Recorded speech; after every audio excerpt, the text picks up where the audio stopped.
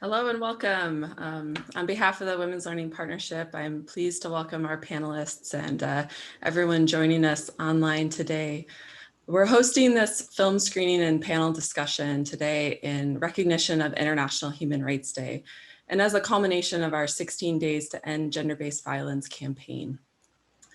This documentary focuses on discriminatory family laws. Our partners across the globe have been working and succeeding in reforming these laws, because changing these legal structures is central to the work of our partnership to build more egalitarian societies. And as a partnership, we use a combination of research, advocacy, and skills building as part of our global campaign, Equality Starts in the Family, exchanging ideas and experiences so that lessons learned in Jordan are shared with activists in Pakistan. And now I'm pleased to introduce today our moderator, Catherine Harrington. Catherine is the campaign manager of the Global Campaign for Equal Nationality Rights, which advocates for equal citizenship rights for women and their families around the world. I'm also proud to say that WLP is part of the steering committee of the Global Campaign, along with UNHCR, Equal Rights Trust, Equality Now, and the Institute on Statelessness and Inclusion. Catherine, thank you for joining us today. Thank you so much, Allison, and thanks to WLP for organizing this really important discussion. I want to say good morning, good afternoon, good evening, depending on where you are in the world. It's a real pleasure to be with you today. And I think, with all of the challenges and suffering that we've seen with this pandemic, the one silver lining, perhaps there's more than one, is that it has resulted in events like these, I think, really bringing us closer together across the world. We have participants from all over the world today. We have a fantastic panel joining us from multiple regions. So I'm really pleased that more and more events like this are, I think, really bringing people together from different places in a way that wasn't necessarily happening to the same degree before. So pleased to have everyone here for this discussion. And it's, I think, very appropriate that we're having this conversation during the 16 days of activism to combat violence against women. As we know, and as we'll discuss over the course of the event today, violence against women is rooted in women's unequal status in the family and their unequal status in society at large. So if we're serious about combating gender-based violence, and governments across the world have said that they are, it's absolutely essential that we combat discrimination against women in all spheres, in the family, in the civic space, and in the private sector. And this means in law and in practice.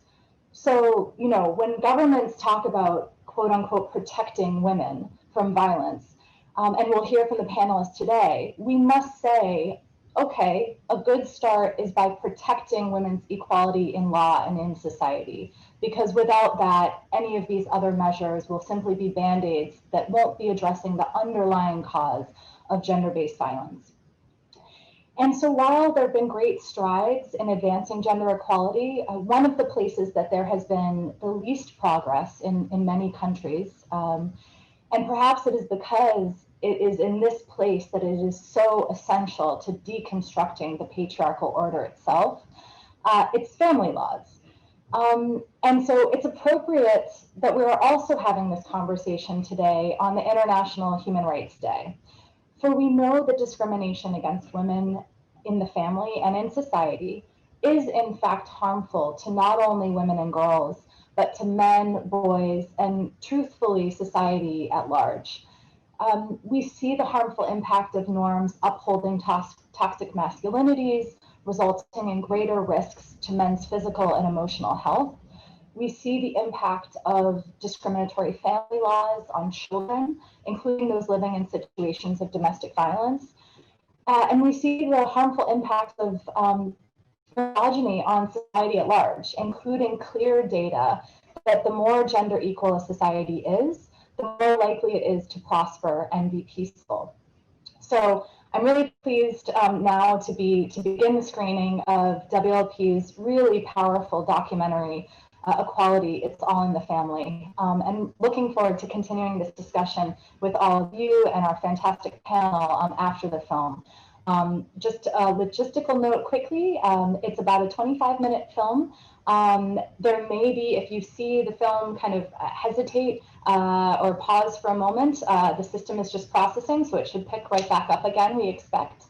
And I will be really happy to introduce the panel in more detail after the film. So please enjoy the film, and looking forward to the discussion.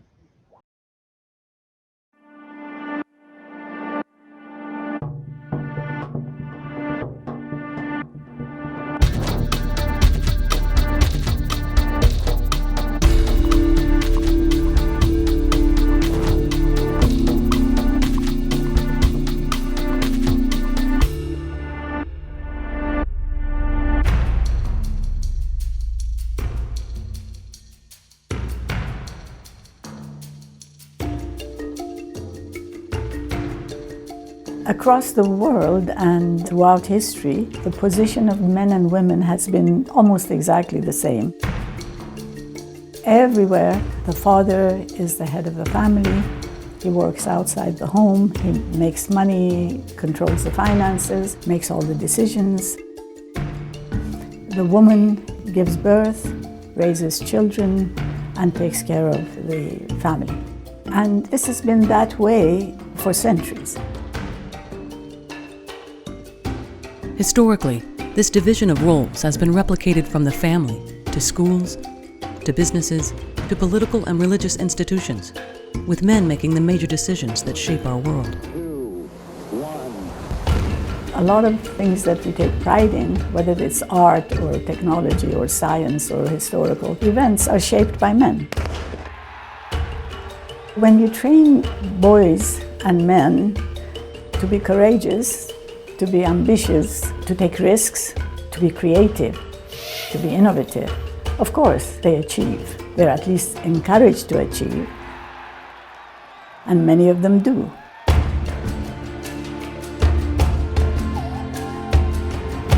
But half of the population has not had its share of inclusion, achieving and shaping aspects of the world in which we live.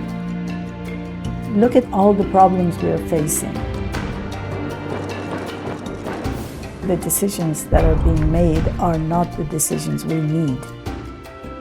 We have to create a vision for the future that we want together, men and women. To make it work for everybody, to do that, we really have to step back, take a look, and see how is it that we have gotten to where we have been, and how can we make real change.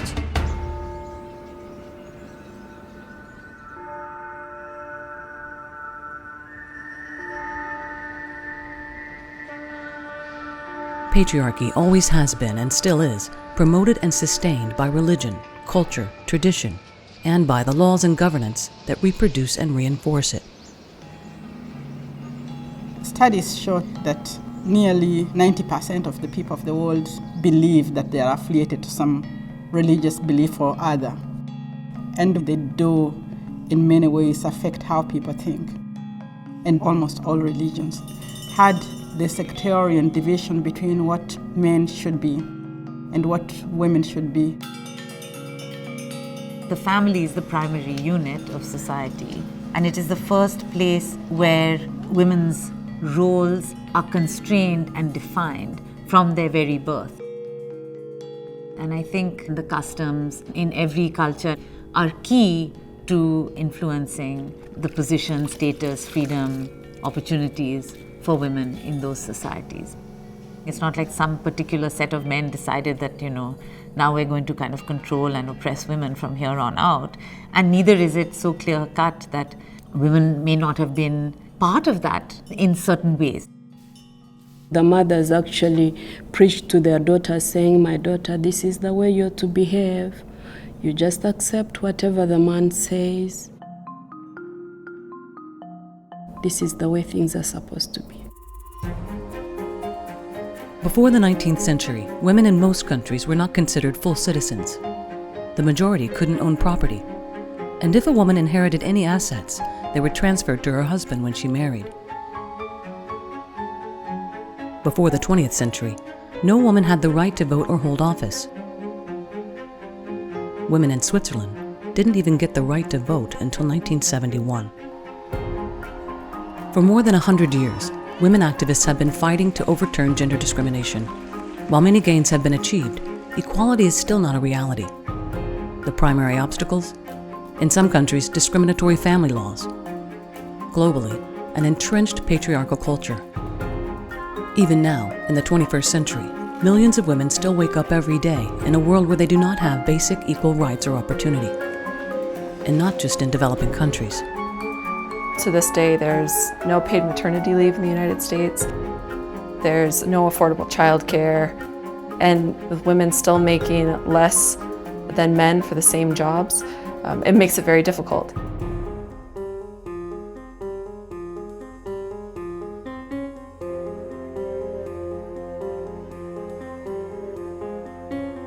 As things change in society, as modernization takes place, laws change.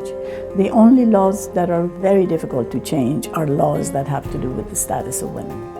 They are the foundations of male control.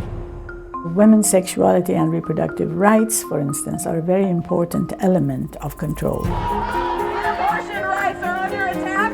What do we do? Stand up, fight back. A woman's control over her own body has been under siege by traditional forces for decades.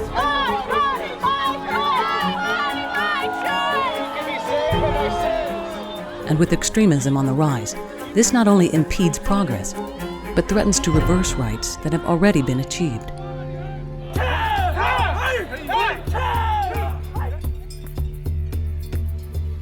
We're seeing fundamentalist movements rising within all of the world's great religious traditions, including Christianity, Judaism, Islam, and others. So this is a global problem. They begin by using religion as a basis for restrictions on women. We've seen that happen in Yemen, we've seen it in Nigeria, and we now see it in many countries. Fundamentalism is about using an interpretation of religion, not as a spiritual project, but as a coercive mechanism to take power in society and in the state. And I think that's why secularism plays such a key role here in the struggle against fundamentalism.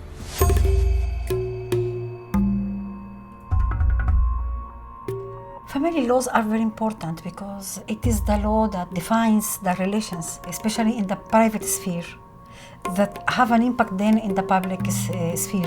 It says who does what, who controls who and what. Sharia is the basis for many family laws in Muslim-majority countries. While laws differ from country to country, most deny women equal status. In some countries, a woman of any age cannot marry, take a job outside of the home, attend school, go out in public or travel without the permission of her male guardian. A wife must obey her husband, and because she's not considered a full citizen, she cannot pass her nationality on to her foreign-born spouse or children. A husband is allowed to have multiple wives. He can divorce for almost any reason, and he maintains custody rights to the children. A wife, on the other hand, has very few rights to divorce. Abuse or marital rape are generally not considered just cause. When activists in Morocco campaigned to reform family laws, they met with strong resistance. Et qu'est-ce que nous disaient les islamistes conservateurs? Si vous donnez le droit aux femmes au divorce, elles vont divorcer, vous allez avoir un taux de divorce, ça va être catastrophique. Et même certains magistrats qui disaient, donc elles sont très émotives, donc il ne faut pas leur donner ce moyen. But more than a decade after reform, statistics tell a different story. Le nombre de divorces au Maroc, depuis la réforme de 2004, n'a pas cessé de baisser. C'est-à-dire que les gens divorcent moins, même si maintenant les femmes ont le droit au divorce. Because family laws are based on religious texts and interpreted by individual judges or clerics, their opinions can differ widely. In some countries where there are multiple religions like India, Indonesia, and Lebanon, this is particularly challenging. One family court would decide that child custody age is 2. Another one would decide that it's 12. One grants divorce under certain conditions, one doesn't. This is to the benefit of some men who can afford it, which means if you're a Catholic and you won't be divorced in your Catholic family law, many men actually opt to become Muslims and divorce under the Muslim law and then come back to being Christian. This situation of 17 religious family court, all of them considering women to be subservient to men, has hurt many women and many children.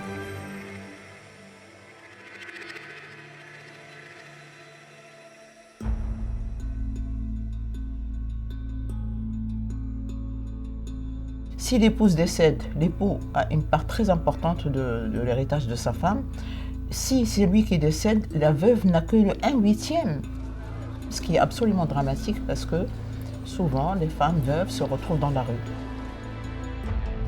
When I went to resolve my father's estate under Algerian family law, the issue came up that my male sibling would receive twice what I would receive. And the legal official raised his finger to the sky and said, "Madam, you cannot argue with God." And that is when I realized the vital importance of secular family law. أول شيء كان لما يجي حدا أو إنه يجي حدا بده يخطبني وأنا أحكي لا. Where are you taking me? They just said, come, come, and then they performed the wedding.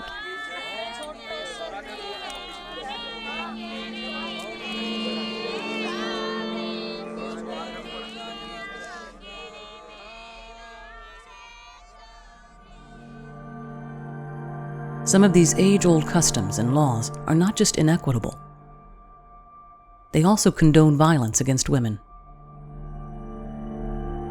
They are in a situation where they do not have choice. They are forced into such marriages by their parents, and everything that is happening in such marriages is violence against them.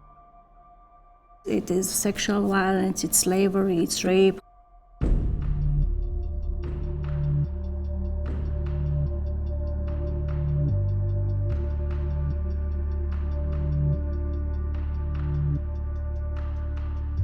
For a long time, the feminist movement focused on issues around women as women's problems.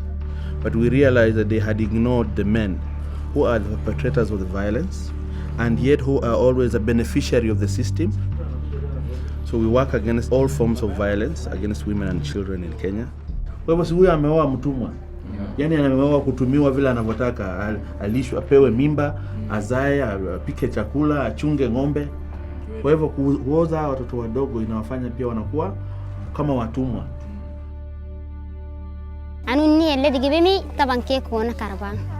أنا دقيب فرق مسجيه يو دقيب بسيني دركيه بريت فرق سجيه. دي دكتور وانا مجاسة كفي على تمرتن دي سلامي وست. They are deprived of their education, their family life, their possibilities to develop as empowered girls within the family.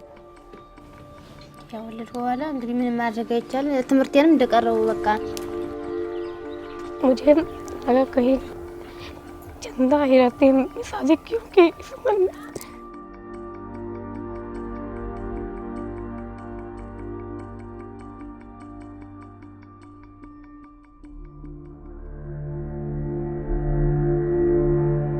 While many countries have passed laws that set the age of marriage at 18, fundamentalists often cite culture and tradition to circumvent the law.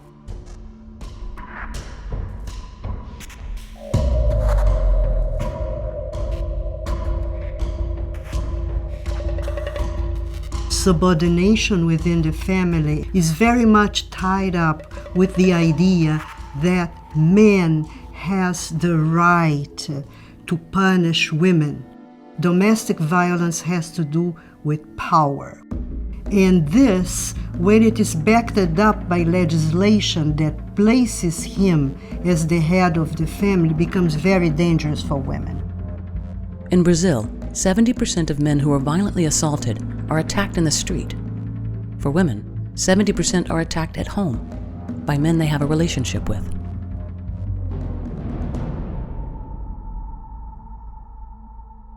Mi savais mbitim wipe blomi, and also me master me man. This has to do with centuries of domination, cultural domination, by all sort of cultural productions where man is always in the role of aggressor, by this building of masculinity associated with power over women in different ways. There is a saying in Terra dos Machos, Brazil: if a man sleeps around with other women, it's a sign of masculinity. If a woman is an adulteress, she pays with her life. Murdered to protect family honor. By 20 members of her own family. Disobedience is a dishonor. So-called crimes of passion and honor killings have existed in many religions and cultures dating back to ancient times. In these situations, the family law is giving authority to commit these crimes and to defend the honor of the family, despite of the fact that the price of this honor is the life of the woman. Inappropriate dress, sexual relations outside of marriage, or just the suspicion of it, and not accepting an arranged marriage are some of the typical defenses for honor killing. This person will not feel respectful in the society if he didn't commit this type of crime and clean the honor of the family.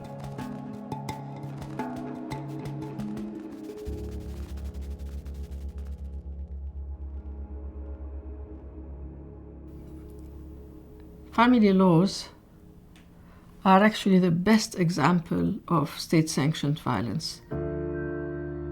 Unless the state offers protection from violence, protection from discrimination, and egalitarian civil laws, it is actually, the way I see it, condoning violence. Legislative changes are really the basic step toward eliminating violence.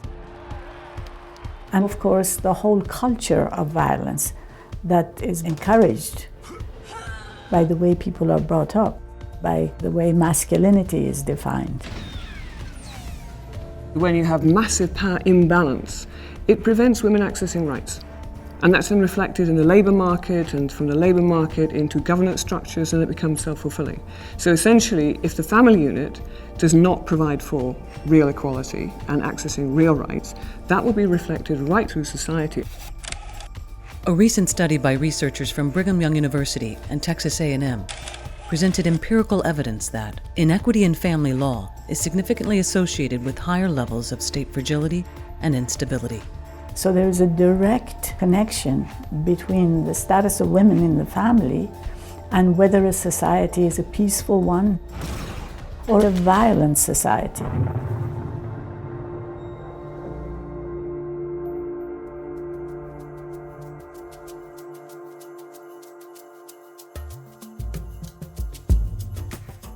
In Rwanda, a Christian-majority country, most people depend on land for their livelihood. Before reform, women could not own land. Today, they can. We used kind of our soft power to lobby for change and to convince the opinion leaders it's a win-win. It's not an easy process, I must say, because these traditions take long to go, but we know that we are on the right track, and we've given the woman a very important tool to use for her livelihoods. Even though Turkey has had a secular civil code since 1926, activists spent decades fighting patriarchal family laws. Reform efforts did away with the head of household concept and achieved another important victory. The joint property regime that was introduced, which grants a woman divorce 50% of the accrued assets after marriage. It not only empowers women, but it also recognizes women's unpaid labor. Activists in many countries have made incremental gains in overturning discriminatory laws. But passing a law is one thing. Changing culture is another. To make the laws become meaningful on the ground, there's really a need to do a lot of work within communities. Before the laws, during the laws, when the laws have been made. When the communities believe in something, then the sustainability of that something is much more important. Organizing knowledge and information, unrelentless lobbying, and actually not to despair. It's a very long-term process. It has happened in other countries. It can happen everywhere else. The best way is documenting cases, reporting on these cases, and raising awareness about the disconnect with human rights. And of course, you can convince men also by talking about their daughters. Bringing men on board within the household, in the community, in schools, in religious institutions. Everywhere, in every religion, there are very progressive voices. And so that becomes another area for advocacy and change. You must have in your toolkit a way to work at the most profound levels of what we call culture. So what else are we using? Are we using art? Are we using drama? Are we using music? Are we using the tools that touch our heart, not just the tools that touch our brain? There are a lot of men among the younger generation who are thinking differently, who are working with young women in an egalitarian fashion. So culture is changing, and it does make a difference. Liberation has a way of bringing out the best in men and women alike. Gender equality is not a war of the sexes, but it's a war against oppression. I think men are as much victims of patriarchy as women are, and we rarely think about it in that way. But in fact, I do think men find themselves extremely circumscribed by the conditions of patriarchy in ways that we rarely talk about, but I think are profoundly important if we want to change the rules of the game.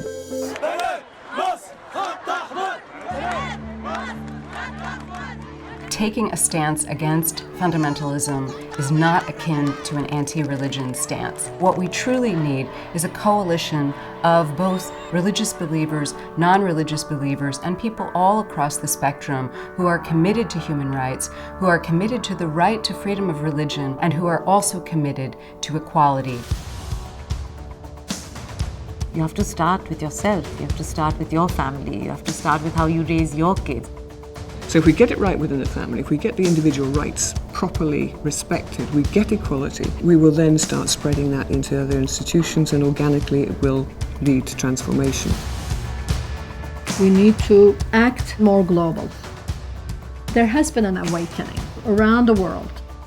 So there's no going back in what we have achieved. There's no going back in the demand for moving forward.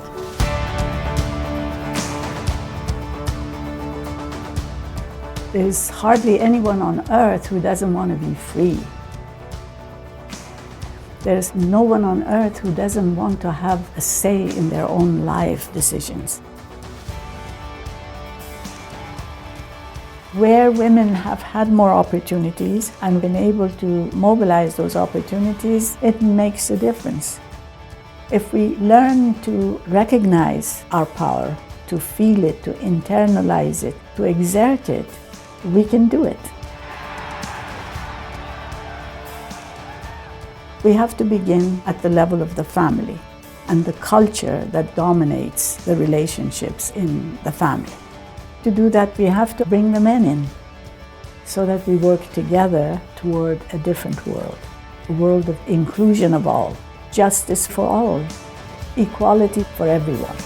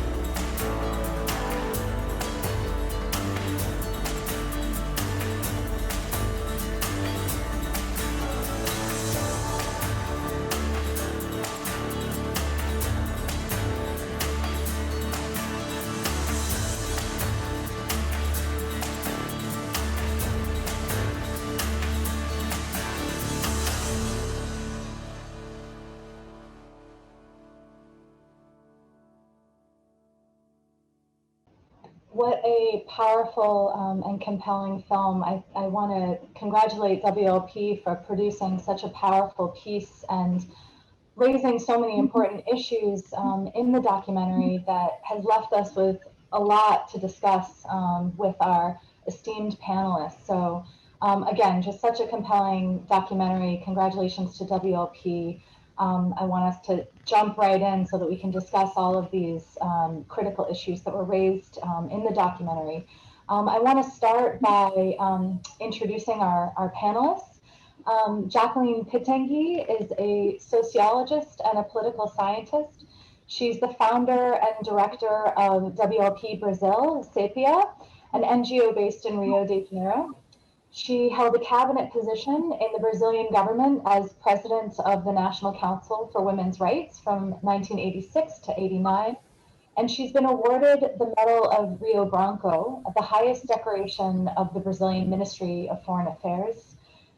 We also have with us today Madhavi Sander, who is a professor of law and associate dean for international and graduate programs at Georgetown University. She was named a Carnegie Scholar in 2006 and is a leading expert on family law and culture.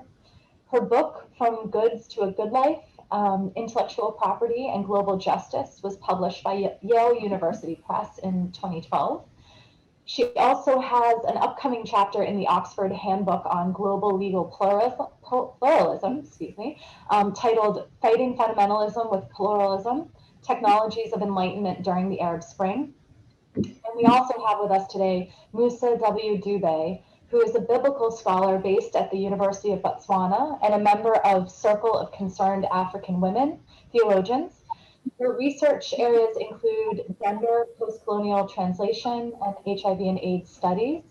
She's a Humboldtian awardee and the winner of the Gutenberg Teaching Award.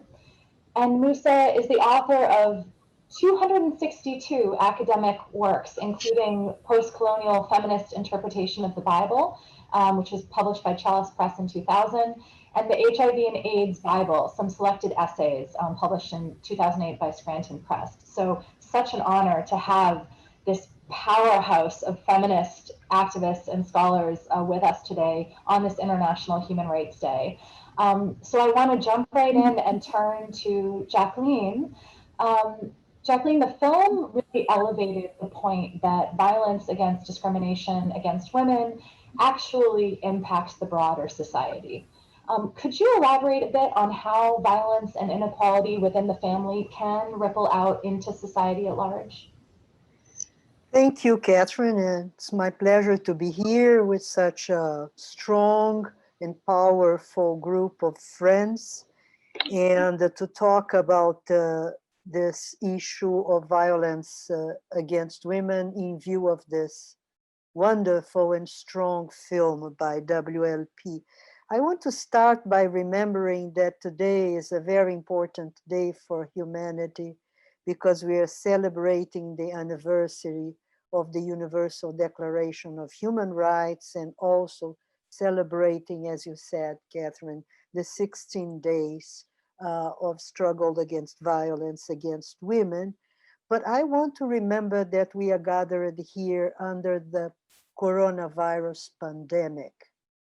And the coronavirus pandemic means a shadow pandemic of violence against women and girls all over the world, all over the world. And then you have immediately a linkage with the question that you have proposed, which is what happens at home and what happens in society. Why do we have this shadow pandemic of violence against women now in the coronavirus pandemic? It's because society continues to be a violent place for women, and the escape routes, the services, the solidarity networks, the safety network that women has built around years, they are gone with the pandemic. So we are facing a very dramatic moment. When we think about violence, I would like to distinguish conflict and violence. Conflict is inherent to human relations. And there is conflict at home. There is conflict at society at large. The other thing is the way that we deal with conflict.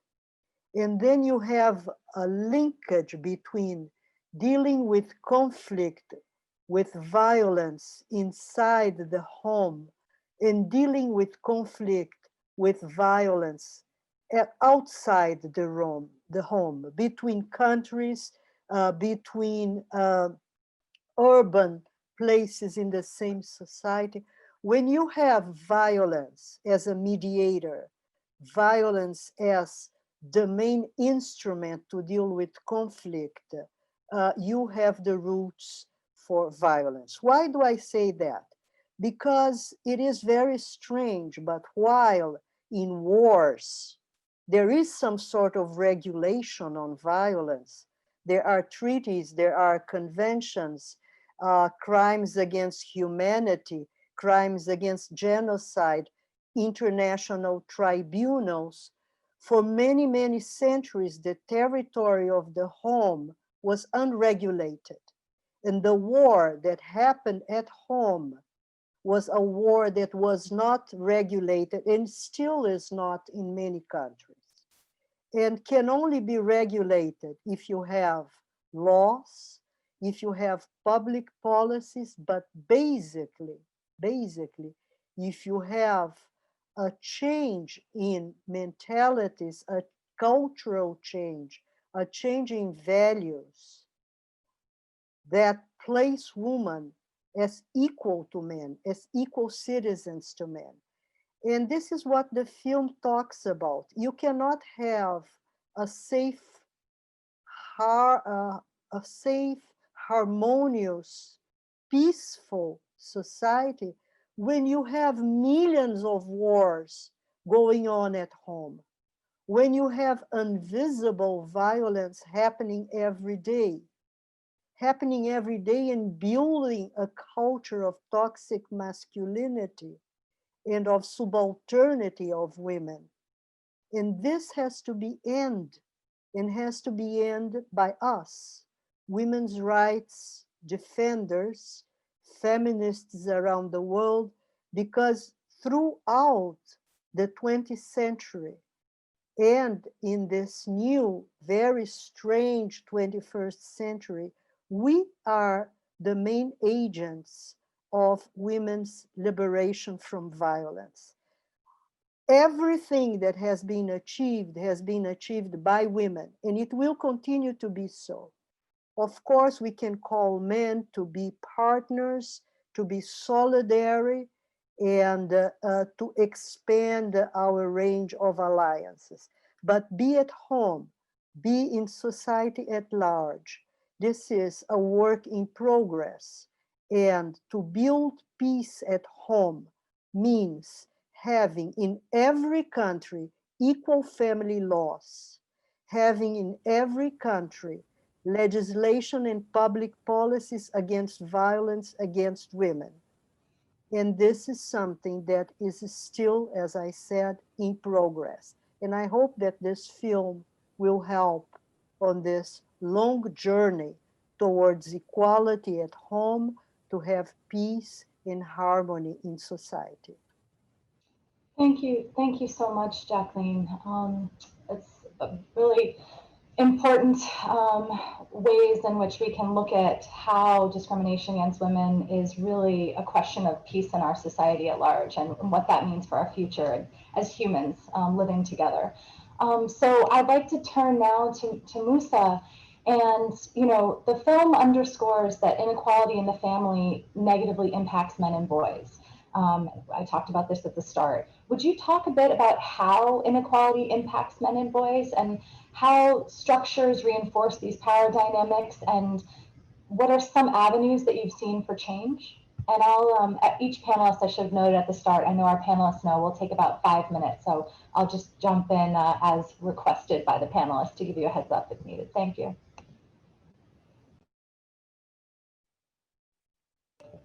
And I think you'll just, Thank you so much for this opportunity. Yes, it was encouraging to hear the voices of the film, both about the problem and the possible solutions. I think the COVID context has highlighted for all of us worldwide that the problem of gender-based violence, the problem of patriarchy within the family is really not yet solved. It has shown us that we are sitting on a problem. With COVID and lockdowns globally, it exploded, just showing us this is what has always been there, and the problem needs to be addressed head on. Now, the film has shown us that the problem of patriarchy and the problem of gender-based violence in our families is quite linked to our cultures, to our religions, to our laws and how we construct the relationships. The problem has been defined widely. I think the film has shown us where the problem lies and how this problem has always been there in various cultures. Now, the big question that we are facing is how do we address this question from our cultures, from our religions, from our laws? What is there? Of course, the film has said and underlined that most religions, almost all religions, construct relationships from a point of view of patriarchy, namely centering the man as as the main actor in terms of leading, in terms of economic means, in terms of political means, and manhood depending on the suppression of women or subordination of women.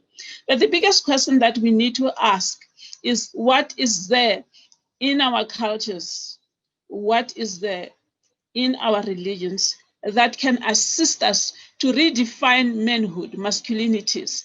Because what is clear, what we are hearing here is the problem of what kind of man is constructed by the religions that we have, and we really respect and hold very closely to what kind of man is defined by our cultures and our laws, and how do those affect the family.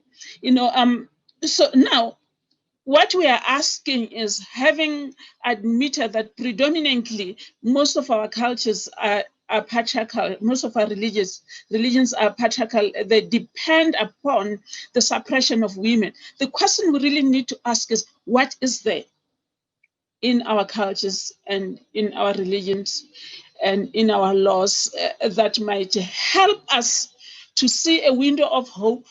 What is there that might help us to reimagine the relationships in the family between men and women?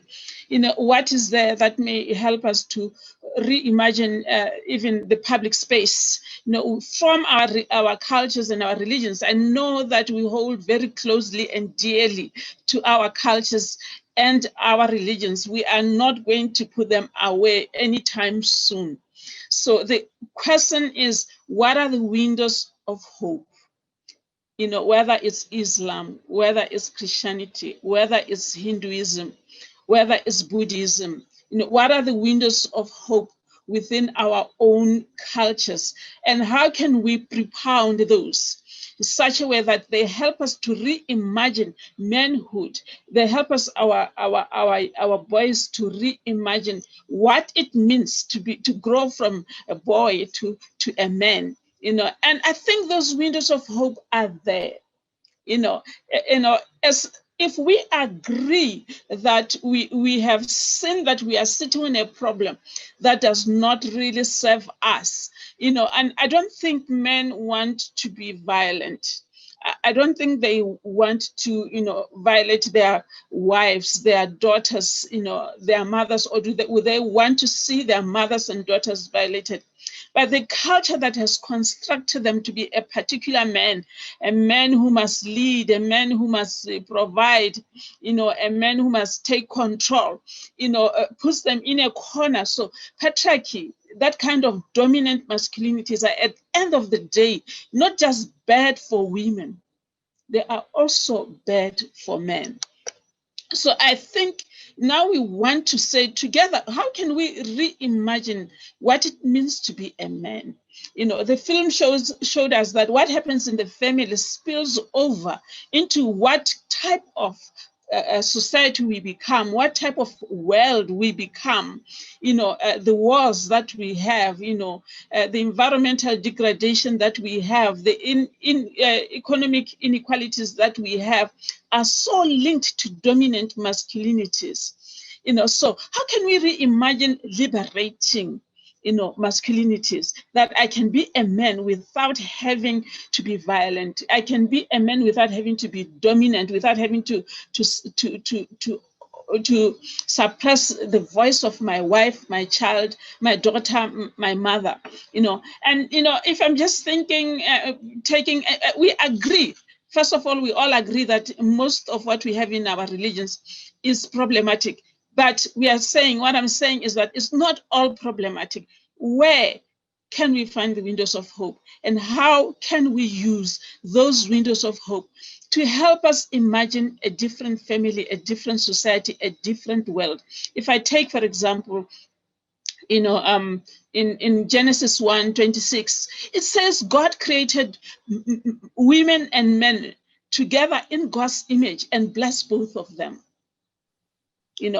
So there we have a scripture that says everyone is made in God's image. That in itself is awesome, because it tells me that I have no right, to violate anyone. If I have to look at any woman, any man, anyone of different color of what, I have to see the image of God.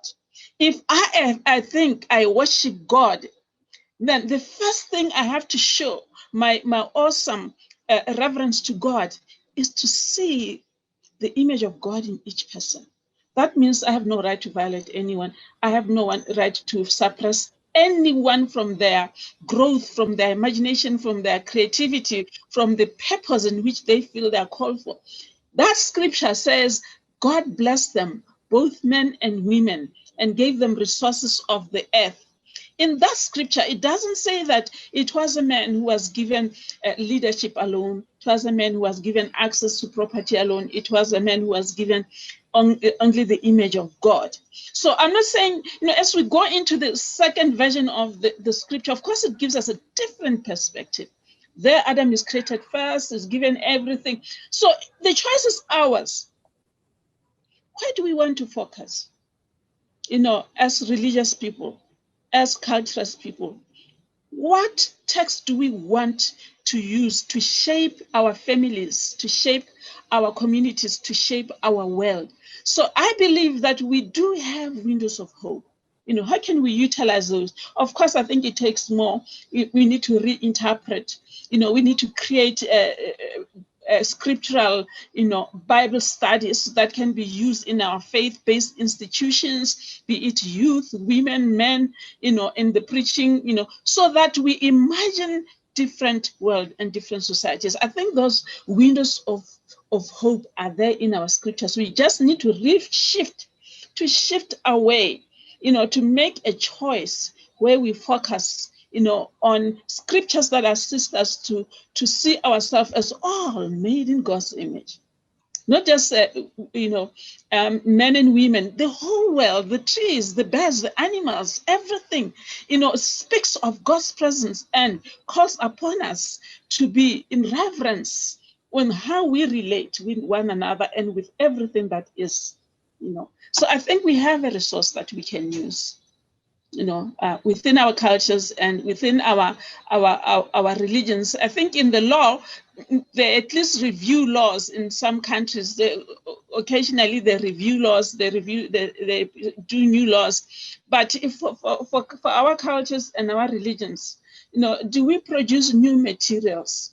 Do we train our people, our leaders to read their own scriptures in particular manners that assist us?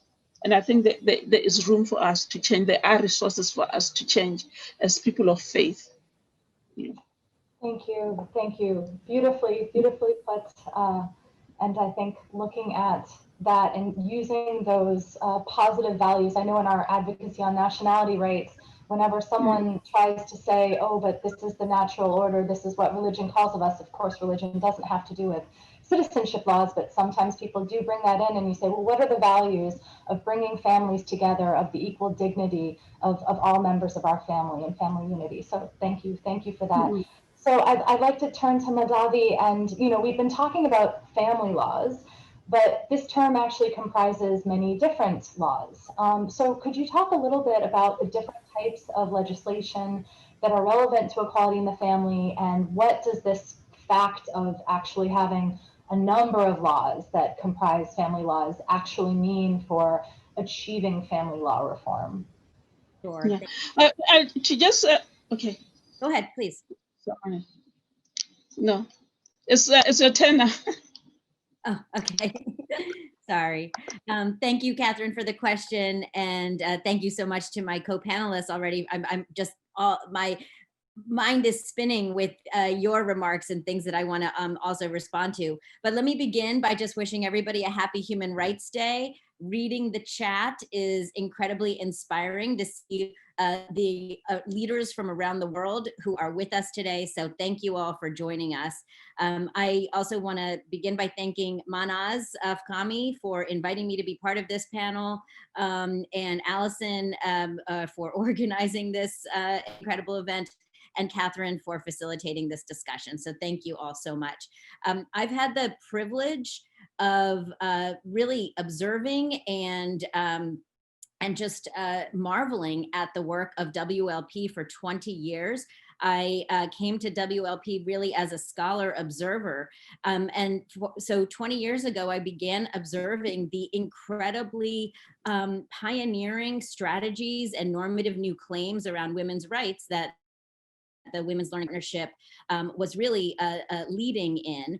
And so I want to speak broadly about the broader area in which WLP has led for 20 years, and their strategies are just as important today as they were when they began. And this is in the area of recognizing that law and culture work together. We cannot have gains in terms of liberty or equality or enhanced human rights and capacity for women just by thinking about changing laws alone. We always have to be thinking about not just changing culture and even religion as culture in particular context, but empowering women to be part of that dialogue about what is culture, claiming culture for ourselves.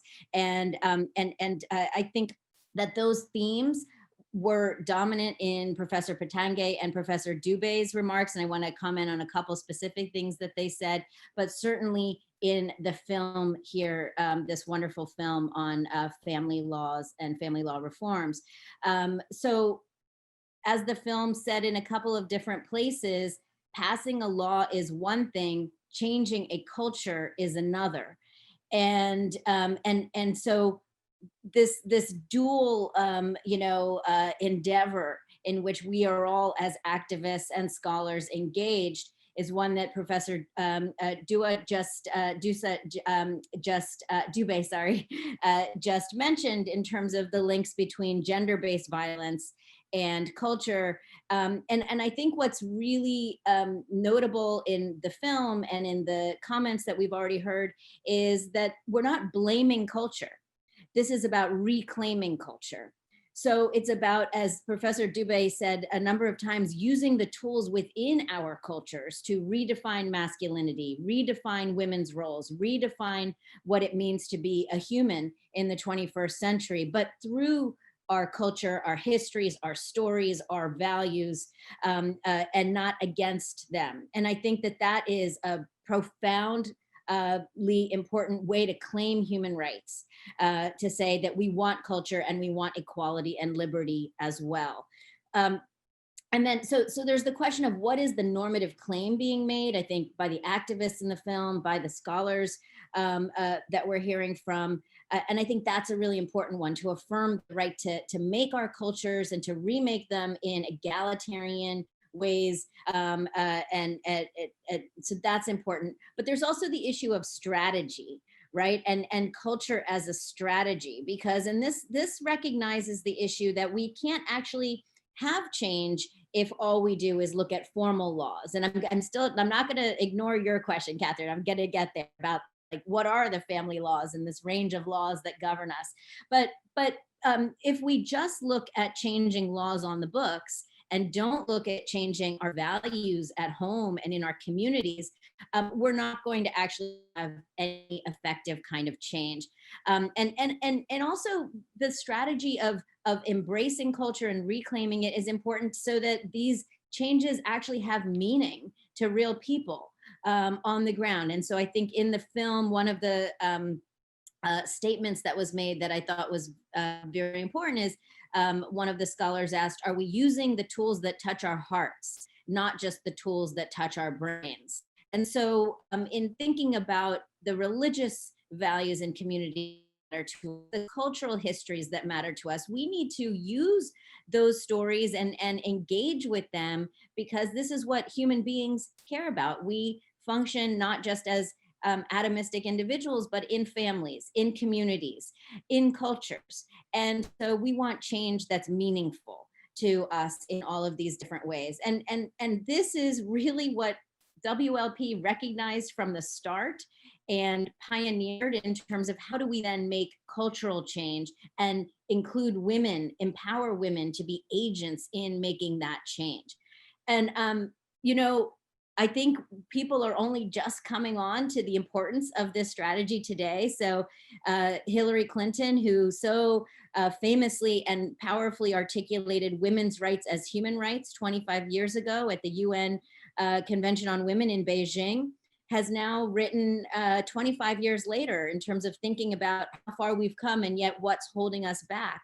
And she herself also wrote recently, rights are important, but they are nothing without the power to claim them. And again, this goes to Professor Pitengi's point too, right? It's just that even if sexism is illegal, it persists in our culture, and we see it in this context of the pandemic, as the professor pointed out.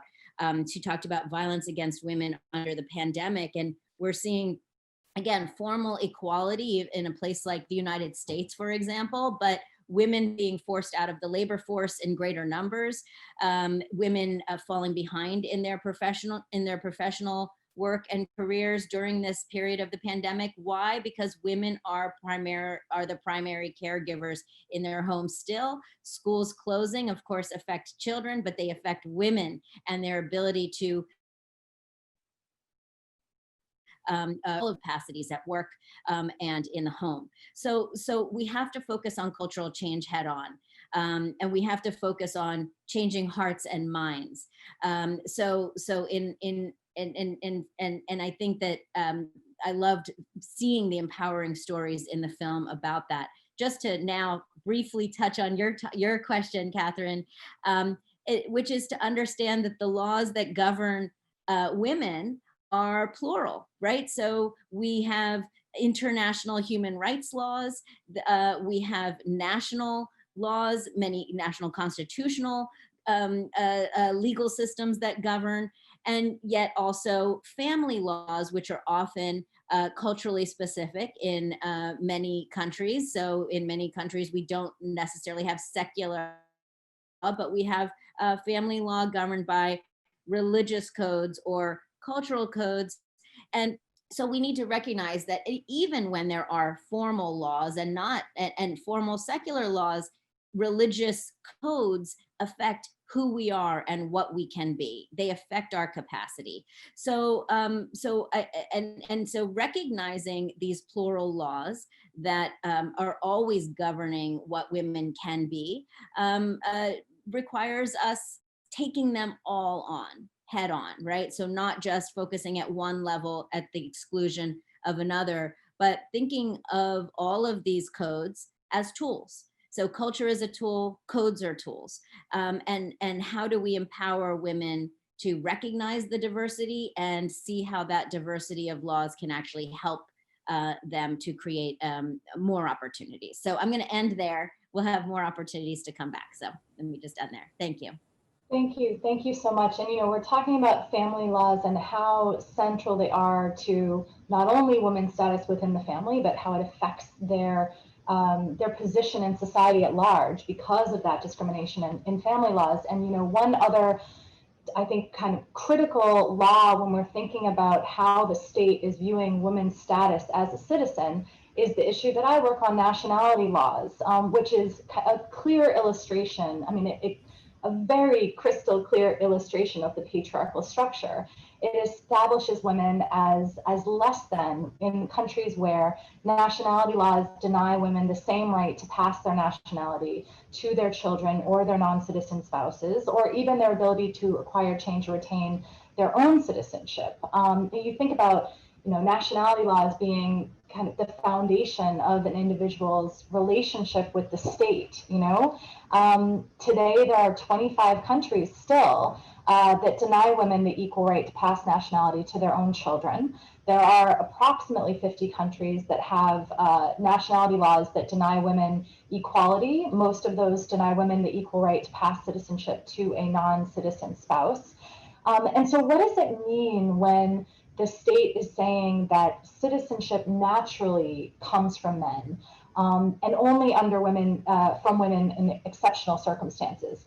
It means that the state is implicitly saying that the rights and responsibilities of citizenship are not enjoyed simply because one is a citizen, but can be given and taken on the basis of gender. And at their core, gender discrimination and nationality laws, like family laws, undermines women's equality within the family and their equality as a citizen. And it's also an area where it's a really clear demonstration, tragically, of how discrimination against women hurts women, girls, men, boys, and society as a whole. The variety of human rights abuses that result from these laws, with children lacking access to education, healthcare, property rights, family unity. And then you look at the marginalization of those without citizenship and how that impacts sustainable development and stability in countries where you have undocumented populations because of these discriminatory laws. So just wanted to also highlight that, because I think that there's also a lot of connections between family laws and citizenship laws and what it means for kind of upholding that patriarchal structure or deconstructing it and really setting up a legal system that counts women as equal citizens. And so I do want to make sure that we have time for some question and answers from the audience. Some questions from the audience, I should say. So I want to turn to the panelists for a second question, but I want this to be like a lightning round. And I know how difficult this is from being on the other side. And what I'm going to ask of you is totally unfair, but I think it's fair so that we can get some questions from the audience. I'm going to turn to you each with one additional question, and I'm going to ask you, if at all possible, if you can keep your response to 1 minute, and then we'll be able to turn back to the audience for their questions. So I'd like to turn back to Musa. And, we talked a lot today about the problems that are inherent in discriminatory family structures that persist in law and in practice in a number of places. Or I should say really globally, of course, because everywhere we have work to do, and some it's more the family laws, but everywhere we have work to do. So how do we shift to more equitable structures within the family and begin to affirm these more equitable structures for families within society? And if you can keep it to 1 minute, that would be amazing.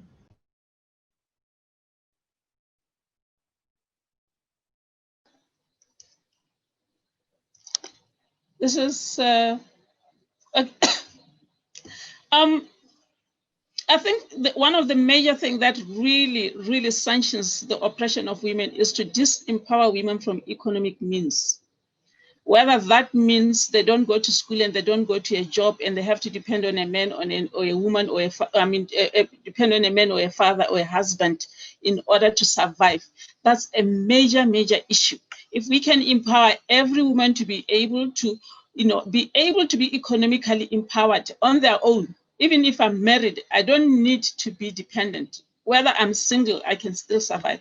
So just keeping women at home or denying them an education or denying them inheritance, or or denying them the right to develop themselves through childbearing or marriage, that child marriage that makes sure they cannot have economics of their own, has been a key strategy, that keeps women under subordination, whether it's by culture or by religion or by law.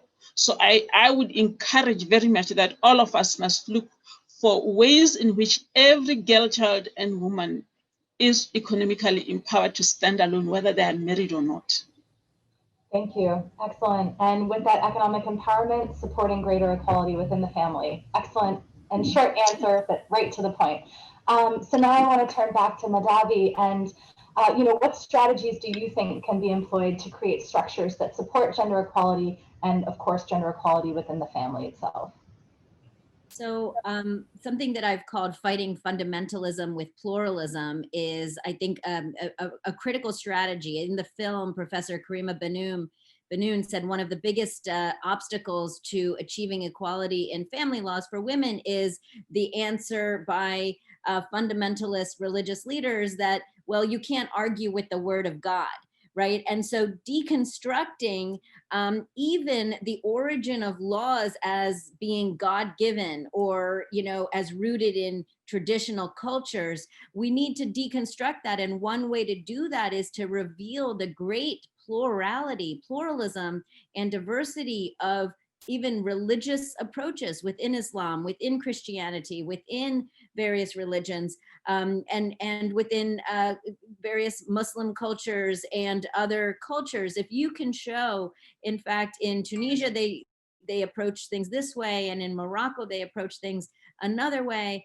And we can look to the pluralism of a variety of communities and nations to reveal options. So revealing options forces us to discuss and debate and ask, why are we choosing some options over others? It offers an opportunity to bring in the justificatory discussions that would say, maybe this option is also consistent with national constitutional law and with international human rights law. Maybe we want to choose an option that's most relevant to families and individuals in the 21st century. So I think that this is a really important critical step to reveal the pluralism within religious and cultural communities and nations, and to invite debate and deliberation about them to make choices that are most relevant and appropriate for today. Thank you. And turning finally to Jacqueline, quick response on, SEPIA played such an important role in the passage of the 2006 Maria de Penha law on domestic violence in Brazil, and continues to work at the local level on issues of equality in the family and at the national level as well. Can you share how you engage different members of the community? Thank you, Catherine. I wanted just to point out that we are dealing with something very, very difficult here when we talk about changing patriarchal culture, because we are talking about changing a culture that legitimizes structures of power. And no one gives power for free. It's not an easy battle. And although men can also be affected on the way that they are in their role as dominators and dominant, they have the advantage over women. And so this hierarchical and unbalanced relation of women and men with power is legitimized by patriarchal culture. So what we have to do is really to go to the battlefield. I think we are on a battlefield. And on this battlefield, we might want to reach those who are on the front line. Who are those who are on the front line? They are the justice system. They are legislators. They are service providers as police officers, as security agents, health professionals that see a woman full of bruises in her head and say, oh, I just fell from the stairs. I mean, there has to be a global change. And I think that what we have done in SEPIA has been very important, because we have been trying like an octopus to reach all these different agents that are there and play a key role on the front line of women survivors, but also the educators in the school system that are key to prevent violence. So it's a simultaneous effort both to prevent, help to name and identify, and also to seek for justice and remedy. Everything is simultaneous. And it is really a battle that women are doing, and this film, in my perspective, talks about it. And also, it is today a moment that we can celebrate some victories and keep on walking. Thanks. Thank you all. And we have a really important question from Nimat Hafez Barazangi from Cornell University. I hope I pronounced your name correctly. How do we get to the fundamental cultural imprints that affects the woman's view of herself? And we're close to time, but if someone or a couple want to quickly tackle that, and maybe if everyone would agree, we can go just a little bit over our originally planned 11:45. So would someone like to pick up that question? It was posed generally to the panel. Jacqueline? Okay, I think that it is a very good question, because a woman can be accomplice of her own situation of subordination. And that's where education, the roles that are imprinted since childhood, women in the place of obedience, in the place of humility, of humbleness, and men by games. So this is really what is happening now, I think. I think if we look at the world now, I think that women all over the world in different cultural contexts with different instruments are trying to break the many channels that place her in this locus of subordination and victimization. There are so many movements around the world now. There's not a recipe, but there is much more conscience of women that they have to change their own perspective on themselves and on their place in the world in order to change the world. Thanks, Jacqueline. And there's two more questions that I'm going to kind of put together and then turn to Madhavi and Musa to quickly give a few examples of what you think on either or both of these questions quickly. So one is, what are areas of family law or discriminatory family practices that where you see the most opportunity or momentum for change? So just, one or two examples. And then on, kind of a different perspective, where there has been real challenges in a number of countries, particularly with conservative governments in power, which makes it incredibly difficult to change the status quo. Is there a role for the international community to help create positive change? So maybe Musa, I'll turn to you if you want to tackle one or both of those briefly, and then Madhavi, and then we'll be close to close. Yeah, I believe that first that the family law in community of property that often defines a woman as a minor and does not allow her to get loans or to work or to even own the property that she and her husband own needs to be dealt with. In many countries, they have, at least in my country, we fought, the feminist movement fought that there should be an option to marry out of community of property, so that if you're a married woman, you still own that which you work for, or that which you came with, so that should there be a divorce or anything, you have your own property. So in community of property in many countries that still persists, often define a woman as a minor. She is in the equal status as the children, and all the property is in the hands of the men, the right to acquire a loan, the right to sell even the house that we live in, and all other properties without my consent as a wife.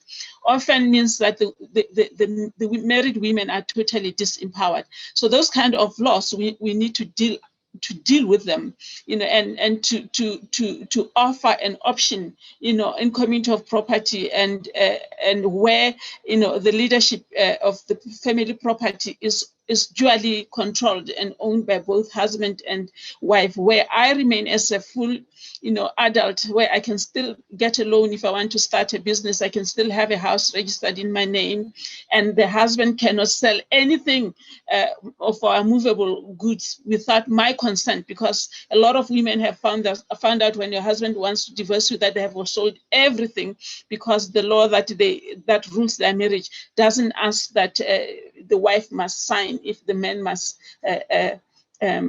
sell anything.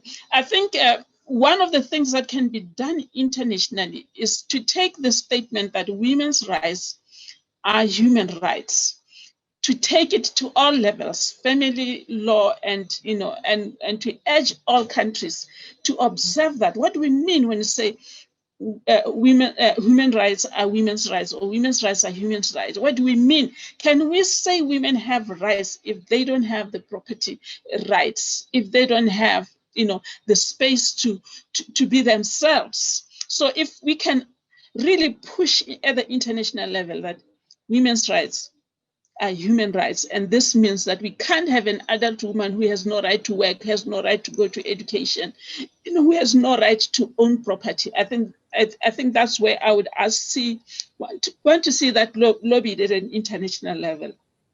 Thank you. Thank you. And Madhavi, maybe 1 to 2 minutes if you can. Really quickly, I think one area where we have seen change is around the practice of female genital mutilation. And there, what we saw is communities engaging this notion that this is somehow religiously required practice, or cultural tradition that has to remain static. And so among the strategies that were found effective were to reveal that there's no mention of female genital cutting in the Quran.